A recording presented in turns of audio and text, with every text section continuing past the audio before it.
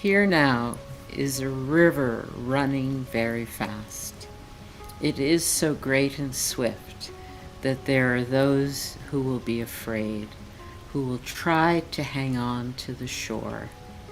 They are being torn apart and will suffer greatly.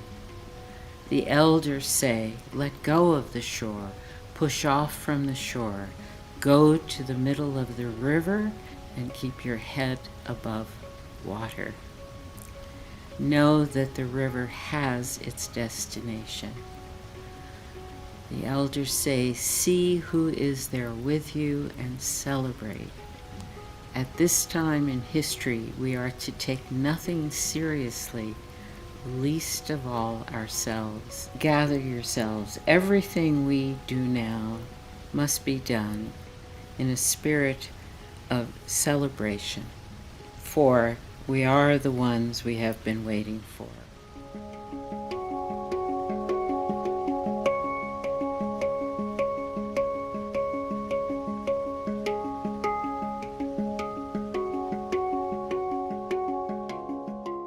I'm so pleased to get a chance to talk to Meg Wheatley today. It's an interview I've been looking forward to doing for some time.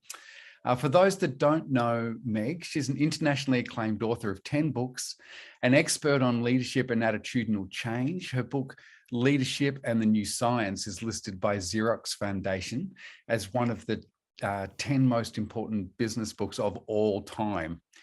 But the real reason I'm interested in talking with her today is regarding her work in the climate collapse space. So welcome, Meg, and thanks for being with me today.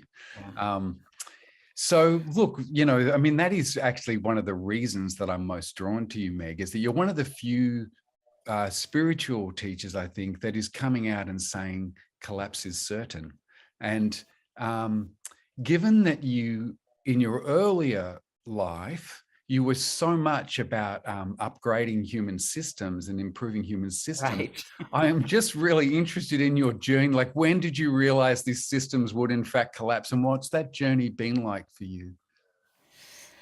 Well, when did I first know? I think it was, it would have been in the 2000s. Clearly, maybe at the turn of the millennium.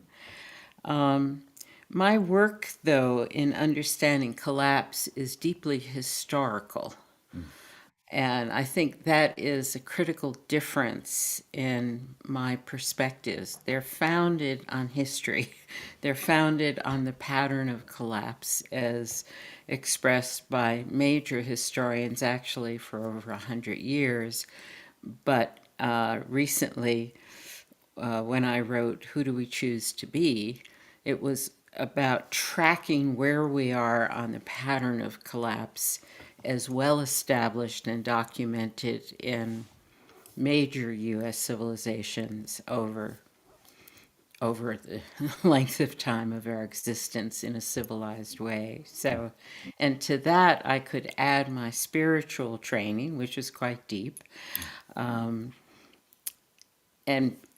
wanted to answer the question whenever that appeared. I think it was probably certainly when I wrote my book in 2012, So Far From Home. It was, look where we are. We are dealing with emergent phenomena. And, let me correct that Latin here. An emergent phenomena, plural, that cannot be changed. And we could talk more about this because I think that's one of our great blind spots, if just not downright refusal to understand how does life change.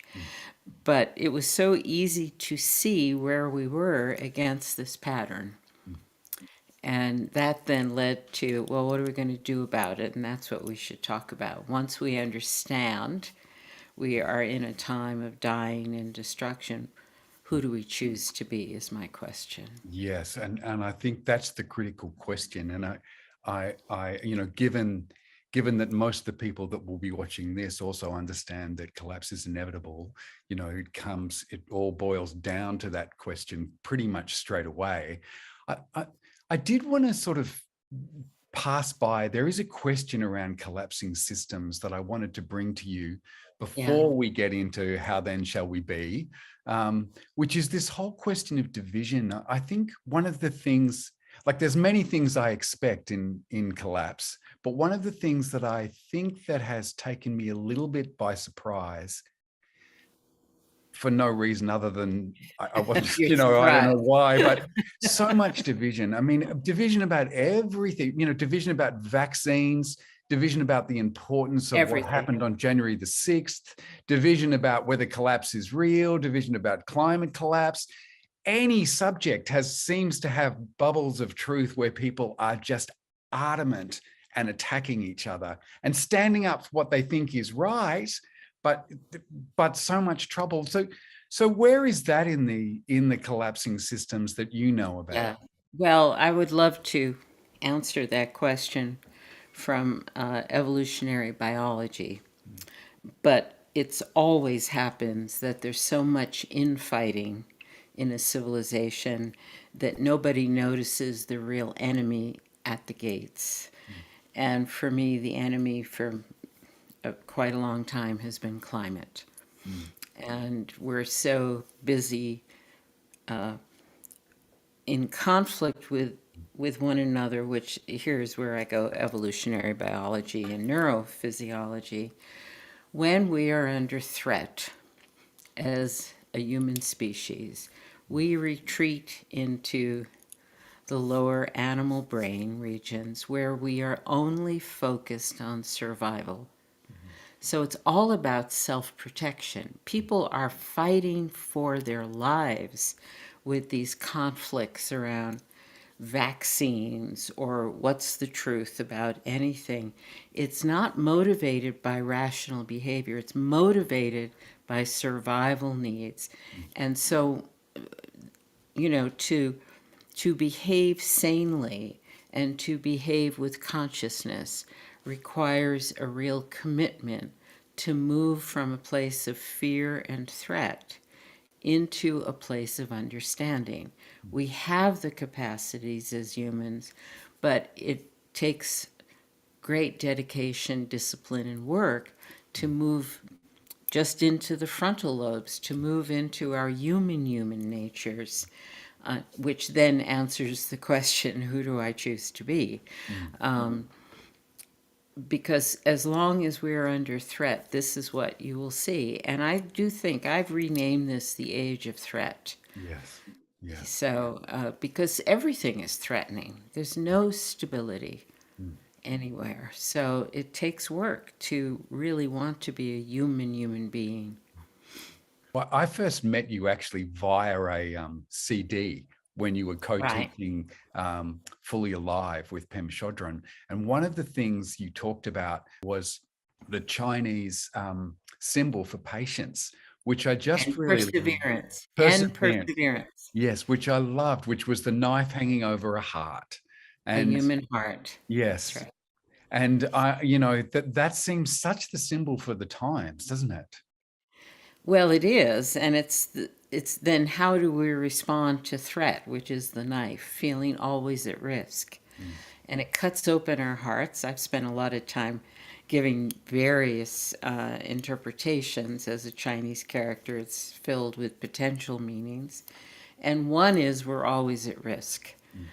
Physically, we're at risk. If you're a leader or you're trying to do good these days, you're at risk of having your whole reputation destroyed on social media by people who don't care anything about you. But the other interpretation that I really love is that our hearts are cut open by the amount of suffering we see, by the what's going on in so many places. And when our heart is cut open, what comes out is compassion. The higher human qualities of generosity and caring and creativity are available to us when we allow ourselves to be opened to what's happening and then not respond or react from fear, not get scared to death, not withdraw, but then realize, oh, I see what's happening. maybe there's some way I could contribute to alleviate the pain and suffering of somebody else. There's so many questions coming all at once to Yes. ask you, Meg, and I feel like I want to open up the Hopi Prophecy and then question from there, because you received this prophecy in 2009. No, the prophecy was given to the world in 2000 Okay. at the turn of the millennium. Yeah. And then it was in my awareness, but it was a Hopi pipe carrier who I met with in, I think, 2009.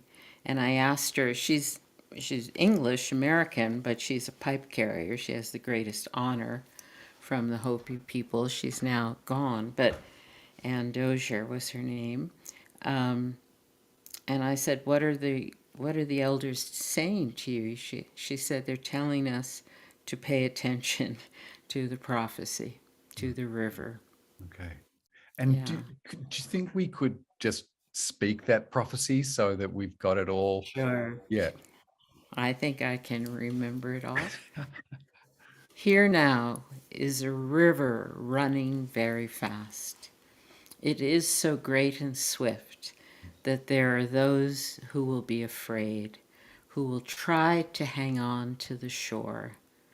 They are being torn apart and will suffer greatly. The elders say, let go of the shore, push off from the shore, go to the middle of the river and keep your head above water. Know that the river has its destination. The elders say, see who is there with you and celebrate.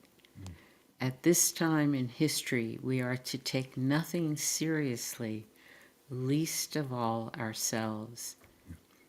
Gather yourselves. Everything we do now must be done in a spirit of celebration. For we are the ones we have been waiting for. That's a borrowed phrase from the African American poet June Jordan, who wrote that about South African women in their very famous protests against the banning laws in South Africa. So it has a lot of multiple cultural dimensions. But the key parts that I have stressed with people are certainly we do need to not hold on to the past, because that is what destroys our capacity. But when we push off into the middle of the river, we have to see who's there with us and celebrate. And we're not to take this personally, to not take anything seriously, but more that means personally. Don't play the victim. Don't think it's, how it's disturbing your life. Just stay in the middle of the river, which to me is the place of service. And we are the ones we've been waiting for. We appear historically at every time of cultural collapse, and it's always only a few people. This is the Shambhala warrior myth. This is the training I lead for warriors for the human spirit. We are never a mass movement, but we're very we have answered the question, who do I choose to be? There's so much in that prophecy. There's something so beautiful in hearing it too. But that when you were talking about being taken by the big emotions, because there's so many big emotions around threat and this Yeah. idea of clinging to the shore. Do you feel that refers to reacting in fear rather than more letting go? And Yes, yeah, definitely. yeah, It's just clinging. It's survival, isn't it? yeah. There are those who will cling to the shore, and they will suffer terribly. Mm. Yeah, it's And at all the about same time, it doesn't sound so self-protection. good to go to the middle of the river, does it? It doesn't, and that's a place of great threat. Mhm. So that's the place of the knife over our hearts, but it's the only way to to contribute and not just be in survival mode. Mm, You mm, know, mm. I've always been intrigued by the one part of the prophecy which I do not yet do not understand. Know that the river has its destination. I felt the same thing when you said Yeah. that. I missed that I have earlier. no idea what they mean. I don't get caught up in this casual optimism that says, well, everything is working out well, or everything is working on our behalf, or we are evolving as a species, because none of that is true historically, Mm, and it's not true now. mm. So, but I don't know what they meant by it. So, Yes, well, maybe not evolution in terms of progression, but certainly a direction that's unknowable. Uh, well, that raises, we could have a whole conversation about what evolution means. We confuse it, make it a synonym for progress, but it's yes, not. It's yes. just how species adapt to current circumstances so they can survive. Mm. And that's why we're seeing all this terrible behavior that Yeah. is in itself suicidal, Mm. but we seem to have no choice because we're adapting to circumstances by by using the most base human experiences of anger, aggression, self-defense. Well, Yeah. coming from, I'm 61 now. So in my early years, everything felt like it was getting better. Now Yes. I understand that's not an indigenous perspective whatsoever, but from a middle Not class even a white, classical Western perspective. It's yeah, only 300 years old. yes, yes, yes. So Yeah. so we're bearing that in mind. Still, in my Yeah. experience, I grew up the 60s, the music, the political changes, and then we've seen this whole turn, and still some people will say, no, we have to go into the dark and then we come out into the light somehow. Not how I see it, but it is a lot to sort of uh, contain all these dreams that I thought might have happened are not happening. Mm. Well, that's a very, very good sensitivity for us all to have, which is I want to set the stage for this by what you started to draw. Things are now going down. Well, it's a cycle. Everything in life is cyclical. Mm. There's birth, maturing, harvesting, and death. Everything alive exists cyclically. Mm. When we got into the myth of progress, we thought, no, no, it's just going to get better and better and better and better. We are at the top of evolution. We'll solve our problems with technology. We'll do everything because we had this belief in progress. And then we see the downturn, the disappointment of all that we thought we could accomplish. Most importantly, we thought we could create massive amounts of change in the human condition. Those of us who are activists working for justice, alleviation of poverty, equity, these issues that are front and center right now, environmental, saving the planet, all of these things have led to this deep, despairing disappointment. And what I want us all to do is recognize that we were people who wanted to make a difference. We are still people who want to contribute, but the nature of the contribution has changed because the reality has changed. Mm. Yeah. So, and what I'm finding is some people can make that shift, but other people are clinging ever more desperately to this belief that we're going to evolve enough in our consciousness, we're going to turn it all around, the universe is working on our behalf, or other forces don't want us to kill ourselves the way we're set on doing.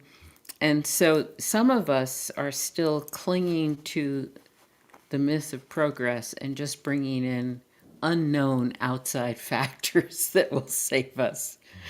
And then, some of us, this is the question I always ask, let's assume there's still an important contribution to be made, but you've got to look at the situation Yes. and then see what's needed rather than what you wanted to have Yeah. happen, what is Yes. needed. Yeah, that's really well said. And you know, when you put it in Uh, that context right next to the prophecy too, I can feel like, you know, the belief in it's going to be all okay is like hanging on, and recognizing where we're going is part of, you know, just hands off, trusting the flow of the river.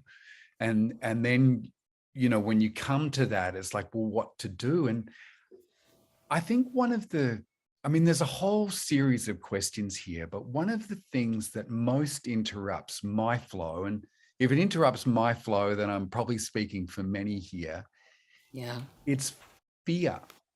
And, Oh, you yeah. know, sadness, okay, anger, okay. I can sort of move with both of this. I mean, a lot of people don't, but personally, I can. You know, I allow myself anger, I allow myself sadness. But the fear comes in, and you know, I get afraid Yeah. for the young people, I get afraid for this, but I also just get selfishly afraid for me, which then starts to Sure. impact what I do. And I'd love to hear how you deal with that yourself. And Yeah. you know, in terms of letting go of the shore here, this is one of the ways that I cling. Yes. Yeah. Yeah, well, I think fear again is absolutely present. I would add to that despair. Yeah. Despair is a bigger issue for me now, maybe because I've worked with fear. Mm, But we just have to understand that fear is a legitimate response to waking up to what's going on, mm, but it's not the emotional place from which we can do anything of benefit, mm, anything healthy for ourselves, because it destroys us. Um, any of these strong emotions, anger destroys us, fear destroys us, overwhelming grief that doesn't modulate destroys us. So the question is, what do I do with the fear? And there's a lot of teachings that, you can't know fearlessness unless you know fear. mm, And the path from fear to fearlessness is not getting stuck in the fear. mm, Recognize it as legitimate, but not helpful if you really want to stay healthy personally and you really want to find ways to make a contribution. So, one of the practices I teach, which I got from another teacher years ago, is when I feel fear, I just say, there is fear. I don't say, I am fearful. I don't own it. I don't make it me. mm, But I say, there is fear. I place it outside of myself. mm, There are some wonderful practices for just getting curious about what the fear looks like. mm, That's a possibility. But then there's also what I find is the most nourishing practice is to say, I wonder, just like me, how many people are experiencing fear at mm, this moment. mm, And when you do that, you're opening your heart, your awareness of other people, and then you can get curious about them. mm. And then you can offer them a moment of peace or a moment of prayer. And so it goes from this is where it does correspond in some way to the Hopi prophecy, but this is the practice in called Tonglen, giving and receiving. You use your own emotional distress, whatever it is, fear, sadness, loneliness, despair, and you externalize it first. There is despair. And sometimes I say this like a mantra over and over again. But then the next question relieves me of my own suffocating feeling, because these emotions feel very suffocating and claustrophobic. If you just ask, get curious, just like me, I wonder how many other people are experiencing fear at this very moment. You don't have to get historical. You're just at this very moment. Mm, And you'll come up with millions, hundreds of millions of people who are feeling fear at this moment. And then you've got your heart cut open, but then what you experience is compassion for them. mm, mm, And we're also developing a very rich, nourishing connection to this is what it means to be human. mm, mm, But see, you're using your consciousness, mm, not going back into reptilian self defense. mm. Protection, you're saying, oh, I'm going to use this feeling to connect with other human beings because fear is a natural part of being human. Despair is, loneliness is, you know. Mm, It's mm, a beautiful practice. mm. Yeah. Well, on that CD that I listened to so many years ago, on repeat, I might add, um, Emma was talking about the charnel ground practices, which is a way of deliberately going to meet fear. Like people would actually go Yeah. deliberately Yeah. to get there. Yeah, and That's the highest level practice for in Asian traditions. But even Pema is no longer speaking about that. She's teaching this practice of Tonglen okay, with great focus. How do we experience the terrors of what's going on with compassion? yeah, Because compassion is a human experience. yeah, It's not the self protective, yes, defensive yeah, position. yes. Yeah. Yes, it's really interesting sort of having this conversation, Meg, because I'm understanding that prophecy now from a different perspective. Um, that idea of see who's there with you in the middle of the river, it's almost like when we've got our hearts open here, we can actually take in the people around Yes. us, so that we're not alone. Because, fear is, it's like, how am I going to survive? Like all those questions, It's like, how am I going pure to survive? survival. Pure Pure survival. survival. Yeah. And we So may you not use survive. That's the question that might not have a happy answer. So it can't be reliant on, okay. So yeah, here, let me yeah, make a distinction here. You go. just shifted this. Yeah. So are we all about just wanting to survive? Mm, That is the lower animal evolutionary way we work. mm, As humans, as human beings, what else is possible with our lives? mm, And then it's not about survival. It's not all these movies where people are battling each other to death over scarce resources. mm, Then it becomes a true spiritual question in every spiritual tradition. mm, What am I going to do to help other people? mhm, What am I going to do to express love mm, and caring and compassion? mhm, And is that may kill me? That may lead to the end of my material existence. So what? We have achieved what could not be achieved by staying in the reptilian brain. We have achieved a higher level of consciousness, of love. mm, So, what is really fundamental here, and I know this isn't easy, it isn't easy at all, but since spiritual leaders have been saying this to us for millennia, mm, the question is how do I define a meaningful life? Is it survival? mm, Do I want to hole up in a bunker? Do I want to have enough food that I will fight to defend if anyone tries to take it from me?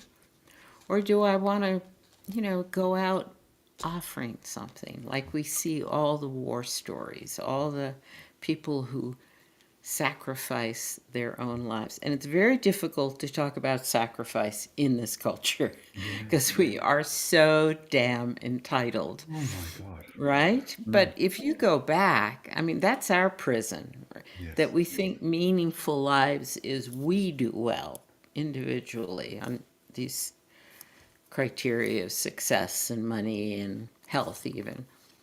But if you look throughout human history, who are the people that we really respect? And they were people who were willing to give everything. Mm, on behalf of others. And depending on your faith, that leads to certain possibilities. Mm. So, Yeah, I always loved that Native American tradition um, before it was banned by the colonists when they came in. But the Native American tradition, the potlatch ceremony, where people would come together once a year and just share the wealth. So it was all even once a year. And and that was the leader's role, to create abundance in the potlatch, mm, which was a very different definition of leadership. How much can I give to you? yes, yes.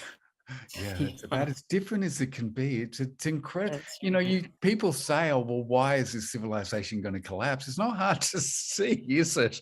When you look at Right. that difference right there. Um, I certainly, in terms of my own fear, just because staying with this for a moment, I know that I do a lot better when I feel like I have something to do and Right. something to give. And this is a lot of your work in the Shambhala warrior training. Maybe could you just say a little bit about what it is that Yeah. you do there? Well,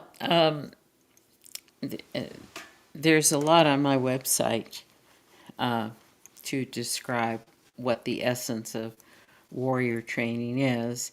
And we teach how to have a stable mind so you don't get triggered all the time, so you're not this hyper reactive person, so that you can be in the places where you need to be and be the presence of both insight and compassion. And insight, you have to clear your filters. You have to know how you're filtering reality and be committed to seeing more clearly. Mm, And compassion seems to be easy, but with so many issues, problems presenting themselves, and our normal human reaction of despair or fatigue or downright totally wanting to withdraw, these are all quite common. mm, We really have to learn how to discern what is possible for us as compassionate action. But of course, we can be compassionate in our day to day. And we teach mind body awareness, how to stay grounded, how to use the energy of the body. But the big thing is, it's based on a commitment that I want to serve other people. And just moment to moment, I think everyone has this experience, but now it's a practice. When I'm in the midst of despair, or overwhelm, or exhaustion, I look around and say, who needs me? Or who could benefit from my attention? Or if that's not work, where am I going to take my dog for a walk? Just to get out of my head yes. with all this travail. And being present moment to moment for other people is the greatest antidote to our personal suffering and despair. Mm. And then you find, well, this is really pleasant. This is delightful because no matter what's going on in the larger world, I just felt in this exchange there was a real sense of being human, of compassion, of relationship. And that's what keeps us going no matter the outside circumstances. It's almost like selfish unselfishness. Uh, so the recognition that giving ourselves away more fully actually Right. relieves the suffering. And most other cultures, not Western, but would never get into this thinking, well, this is selfish unselfishness. No, this is Ubuntu. This is that's from South Africa, but it exists as a concept throughout Africa of understanding. The definition of Ubuntu is a person is only a person through other people, Mm, mm, or I exist through you and you exist mm, through we. mm, So we never question that relationship is our life. It's a definition of being human. So we don't think about selfishness or what I'm getting from this. See, that's the great Western curse, to think about, well, what am I getting from this? That's, that's the ultimate definition of what has destroyed Western culture. We're all in it for ourselves, and it's unending Yeah, greed. yeah. It's almost it's like we were well, certainly I was born into this system, Yeah. and you look around, like that's the air that we breathe. That's And we think all it's the all humans, but yes, it ain't. It yeah, ain't. yeah, Yeah. yeah. And it's not even what humans have done in the past. So it's not even, this is a No, it's particular, it's purely modern Western culture.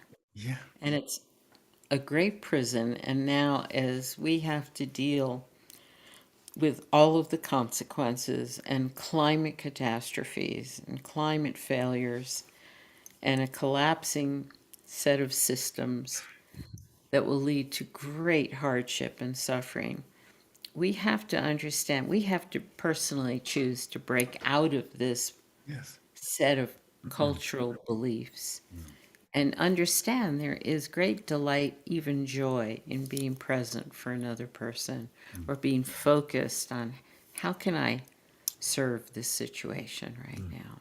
mm, mm. Yeah. I look, one of the other questions that, certainly that's a question that comes to me a lot, that I wanted to bring to you, because I know you've mothered 7 children. You're a grandmother to 23. You're a great No, grandmother. it's up to 24, and great grandchildren is now at 9. Oh wow. Yeah. Okay. So that's a very big family. Now, most parents that I know can't get their head around what's happening, and they don't want me to speak to their children about Right. what I I see. agree with them. I agree with them, by Yeah, the way. so I'd love to hear your perspective as a mother, grandmother, etc., great grandmother. So I get asked the question a lot, what about the children? Yeah. And first, we have to recognize that they're getting a lot of information. I mean, I listened during the first months of the Ukraine war to a few European fathers who were saying, my children are coming up and asking me, is there going to be nuclear war? Now, they hadn't talked to them about it, but the kids were picking up, even 6-year-olds were asking that. Yeah. So then the issue is not, we don't have to explain things to them. I think what we have to do is help them develop a sense of safety within our family, first of all, which is can be an illusion, but it's so necessary for kids. And then you encourage them to find some way they can contribute locally. Maybe it's in their school, maybe it's in their neighborhood, maybe it's something larger. I mean, we have a Dutch educator, Huus Gijssen, who lives and works in Amsterdam, but he has developed Warrior for the Human Spirit training for 13 and 14-year-olds. Wow. Wow. And Brilliant. and he's summoning them to a higher purpose, a Mm, new role to play. mm, And they now are in relationship with children in Nepal who are also working on the issues that most affect their communities. And we're trying to spread this now to other places where there are warriors in training who are in school positions to really get kids engaged, but not in the big picture, just locally. What can I do here?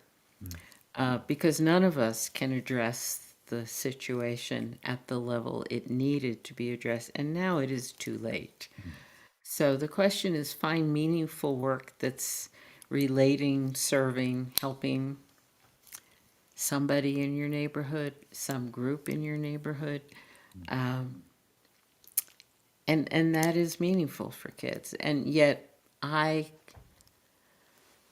I feel enormous compassion for teenagers, mm, especially who are groundless, who have never been given a sense of values, and only have this virtual reality of fake popularity. So we have to ground them, and you can ground them in developing a relationship with life, with nature, with the natural world. Um, and But they don't need any more details that are terrifying for all of us, Yes. especially for the children, younger children. It's just unbearable if we were to tell them. But on the other hand, we also want to not deny the reality that they're tuning into. And I'll say finally, as a mother and grandmother, a long time ago, I never worried about should we bring in more and more children. I always felt, and it wouldn't have made any difference had I said that to my stepchildren and children, but Yeah. I allow that the children coming in now and that are here now are here on purpose, or at least some of them, just like we felt we came in with some sense of awareness and wanting to do good work. I credit that with my grandchildren. Not all of them. Some of them are going to be totally wiped out when consumerism fails them, but most of them have very strong sense of values. Um, and that's what I check for. Like, do you have the inner strength to keep going no matter what happens in the external environment? And I think that's our responsibility also as parents and grandparents. Make sure they have a strong connection to the true values that support human life. Mm. Mm. So, I love that, Meg. And yeah, how do we bring them into the middle of the river as well? That idea, yes. that those same values that are Teaching going to them help to us, swim. teaching them Teaching them to to swim means giving them an unshakable sense of values, what's really important in life. Mm.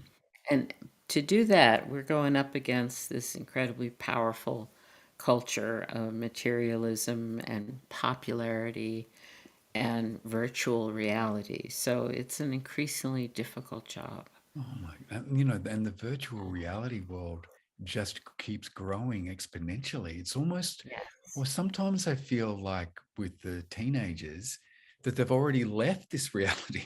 They've already They have, gone. yeah. But it's Um, happening now at younger ages. I mean, one of the things is quite discernible. I do watch this not only in my grandchildren, but generally. yeah, By the age of 9, they are addicts to yeah, any device. I mean, they're truly addicts. And now I'm watching, you know, 2-year-olds, 5-year-olds, just whenever a device is available, they know where it is and they try and get on it. mm, It's terrifying, actually. yeah, yeah. Yeah. Well, it's, part of me is like, well, who can blame them? When you see how much craziness is in the physical reality that we're living in, who can blame them wanting, looking for some kind of escape? But, well, they're not, no, they don't even make that choice. It's just so seductive and Mm. mind hypnotic for them. But the worlds that they are in are basically violent worlds, violent Yes, it's games, true. games of opposition. Mm. Um, I was recently looking at games that introduce children into farm practices, healthy farm practices. And two of them were about first you defeat the aliens, or first you defeat some enemy, and then you can create a farm. Yeah, It's just there, yeah, you know. yeah. So we're not only creating addicts with virtual reality, but we're creating violent Mm, addicts. mm, It mm. is beyond tragic to see it happening. Yeah. So, Meg, as somebody who kind of, occupies the place in the world that you do, um, I imagine you've also got the questions that come and press on you in the present moment. Like, how can you not have questions come when we're all Right. kind of face to face with this? So I'm wondering, what are the questions that are most burning for you at this time? Well, the questions that are most burning, there's two levels. So there's the what do I see is going on with people that I might find a way to address, to comfort or to clarify. And that's all of my work in warrior training and knowing how hard it is for us to give up saving the world and just encountering, taking in the level of suffering that is increasing exponentially. But I also experience that personally. So I feel that without my spiritual practice, I would be completely lost at this point. Mm. I'm hearing this from a lot of the warriors that, our morning practices of meditation, centering, just going more deeply in being free of these terrible emotions just by meditating, just by watching our thoughts, just by settling in. That without that, we're all lost. But I hold the same questions of like, how much more can I bear? How much more am I capable of bearing?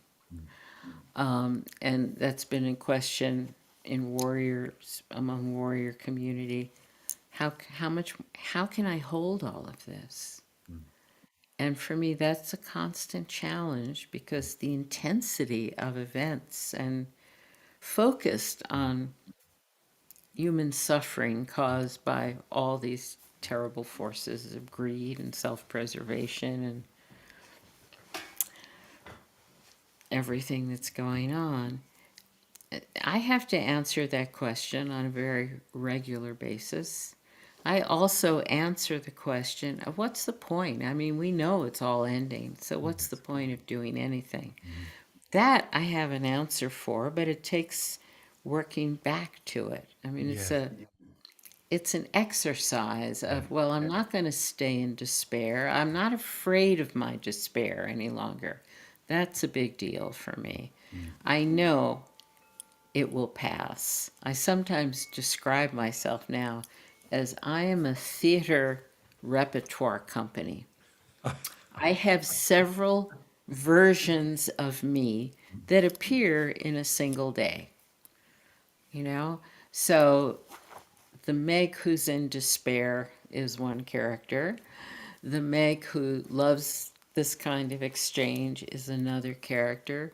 The Meg who worries about getting old and losing her physical vitality is another character. The old lady who hobbles on stage meets up with the despairing person, Meg, who's sitting in a corner wondering, how am I going to go on? And then the great teacher, Meg, comes in and just makes everything okay. you know? Or the student, Meg. I'm doing some very different work now, and I'm just loving the energy of creating in a whole new domain. So I just allow that I'm going to manifest, and I really advise this for all of us. I've had warriors at the end of a day assess how many different versions of you showed up today. Mm. The person who was angry at a meeting, the person who was loving and Yeah. respectful to your partner, the Ah. person who Mm. did something good with your kids, the person who lost it with your kids. Mm. But what's good about this practice Mm. is there's no one me. See. And then I can choose Mm. how I want to be, and that takes discipline and practice.